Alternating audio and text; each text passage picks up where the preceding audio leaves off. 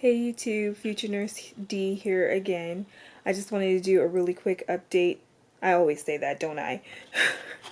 I don't know how quick of an update this will be, but I just wanted to say, or to update you about my nursing school applications. So, as I said in my other video, I've applied for a total of 5 schools. Last Friday, I was notified that I did not get into the university that I applied to. This semester, fall 2018, they decided to change the application criteria to where there are 12 nursing prerequisite courses that are needed to get into the nursing program. If you have taken all 12, you can drop the grades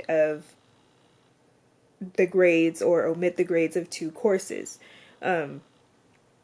If you have taken up to 10 courses, you could omit the grades of up to 1 course. I believe that's what it was.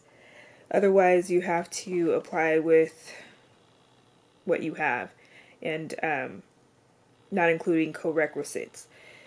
But anyway, so with that change in criteria, that apparently got an influx of applicants. So there were like 500 applications that they received, and the application period closed on March 1st.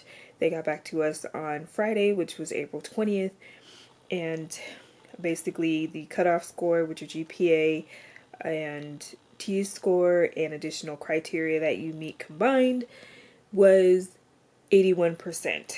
Or I'm sorry, not 81%, 81 points. The points that I applied with were 75 points, unfortunately. I applied with 2 Bs, one in the second English class that you need to take, advanced composition, I believe that's what it was, a B in stats, and a C in chemistry. And I just did not feel like going back and retaking those courses to try to get an A. It was just too much for me at the time. So the outcome, I guess, was generally what I expected, and I sure did get what I expected, right? But yeah, and then I got through the forums, I heard that people were already getting acceptance letters for one of the school community colleges that I applied for on last Thursday, so that's April 19th, and I wasn't one of them, and they don't send out denial letters if you didn't get accepted, so I didn't get an acceptance letter in that one. Now, for another community college I applied for, they sent out their denial letters. I applied for the LVN program and the RN program. I got a denial letter for both. However, on Monday, April 23rd, I want to say. Yeah, April 23rd, I got a letter from that same school saying, or an email, I should say, from that same school saying that I am an alternate for the LVN program for spring 2019. I mean, that's cool. However, that school does not tell you what alternate number you are. They don't give out the ranks of people. And they will contact you all the way up to the first day of spring 2019, all the way up until the semester starts, if there is a space available. And with my life, having kids, jobs, mortgages, cars to pay for, that is not acceptable to me. So I'm going to give it until October. If I don't hear anything from until October, then, that's it. If I hear something after October, I'm not going to be able to change my life around to try to live off of one income or, do what I need to do to make sure my family's okay so that I can be able to not work and go to this program. So I need notice and I need to be able to be secure, obviously. Other than that, waiting to hear back from one community college that will give out the answers by tomorrow. I have a lot of faith for that college. That is the last college that's in my area. The other college that I applied to, I won't hear back until May 24th. and they are in another city, which is about an hour to 45 minutes away.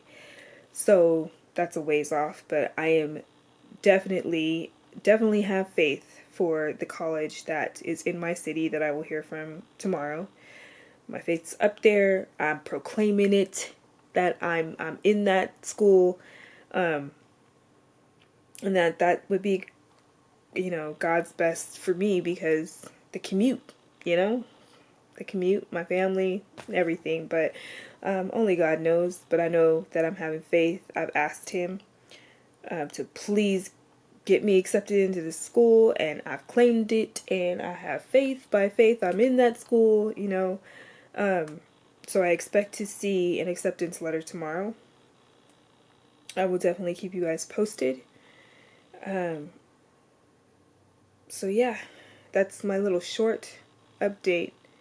Pray for me, have faith with me, be in agreement with me, whatever it is that you do, because I'm so excited. I'm just excited inside for this new adventure in my life. That could, like I've always said, potentially change my children's future for the better. And what it is that I can do for them on my half. I know my husband's working on his own goals. But for me, I'm working on this, and yeah, it's pretty exciting. In other news, my sister-in-law, who lives in Texas and who has also been wanting to become a nurse, got accepted into an ADN program recently. So I think she'll be going for fall 2018. That's what I think it is. Yeah, instead of spring 2019. But either way, she got accepted, and I am ecstatic and happy for her. I know this was a long time coming, and I know that she's wanted to be a nurse. And so if you live in Texas, I guess you have a better opportunity than we do here in California, because we are an impacted program, yet they claim that there are nurse shortages all over the place. In fact, there was one article I read today about California that I guess it's home care or home health nurses who provide care to kids who need around-the-clock medical care that their parents obviously can't provide. There's a nursing shortage in that area because the pay isn't that well, and those types of nurses have not received a pay raise in about 20 to 18 years. And so the Governor Brown just signed legislature that would put into motion that those nurses in that particular field would be getting a 50% bump in pay, which is great. The parents don't have to quit their jobs, figure out a way to stay home to care for these children that really need the medical care, or relocate to a better area where there isn't a nursing shortage in that particular field. So I think it's a win-win all around. Maybe it'll get some more nurses into that field. Maybe they'll open up some more programs within California in the area that I'm in that will potentially get nurses, train nurses, and get them into that field instead of going to the hospitals or whatnot. So I think that's a good thing. Anyway, I'm rambling on. So another thing I wanted to talk about real quick is the TEAS exam. Just a few things I would recommend, advice besides what I've already given in my other videos and how to study for it. For the TEAS exam, I definitely would recommend taking it twice or more than once, basically.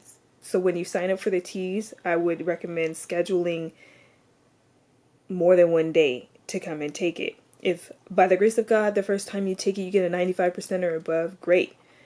You have spent that money, unfortunately, to take that second exam. I would go in and just take it. You never know what could happen. You've already familiarized yourself with the questions, and you've had an opportunity to study again. So I think it's a win-win situation. And I think ATI knows that too. That not a whole lot of people are willing to pay for the exam twice, but that if you do, you do get a higher score. And, you know, if your school accepts you taking the test more than one time and would accept your highest score, I would definitely take advantage of that if you're financially able to. Another thing I would say, this is geared more towards the science portion of the TEAS exam, to really focus on learning the process of things and getting an acronym for it. For example, the flow of blood through the heart. If you need to remember the valves and which vein or artery, you know, is attached to what part of the heart, here's one acronym that I found. What is it? Toilet paper my, and I'm sorry for this, it's vulgar, ass. Toilet paper my ass. So toilet, the T in toilet, would be tricuspid, paper, pulmonary vein or pulmonary artery, mitral valve, ass, aorta. So that's the flow of the blood in the heart, from right to left. Other than that, I would really look at Pinterest for some more possible acronyms that could help you to memorize the processes or the flow of things. That really stuck. I learned that before I took the TEAS test again, and it did help me tremendously on the exam. So if you're having a hard time remembering the process and the flow of things, do come up with some acronyms. Do a real quick Google search or utilize Pinterest. That's one of the things I did. I typed in TEAS exam and there were some pictures, little thumbnails of people that have taken pictures of their notes or thought of a new innovative way to help you memorize things for the TEAS exam. So definitely go look at that. That's another resource that I would highly recommend. Other than that, that's all that I have to say about the TEAS exam. I hope you all are doing well, and I will definitely keep you guys posted about the things to come, about my results tomorrow. I'll make another video, quick video. I'll pop on and make one. And I will talk to you guys later. Bye.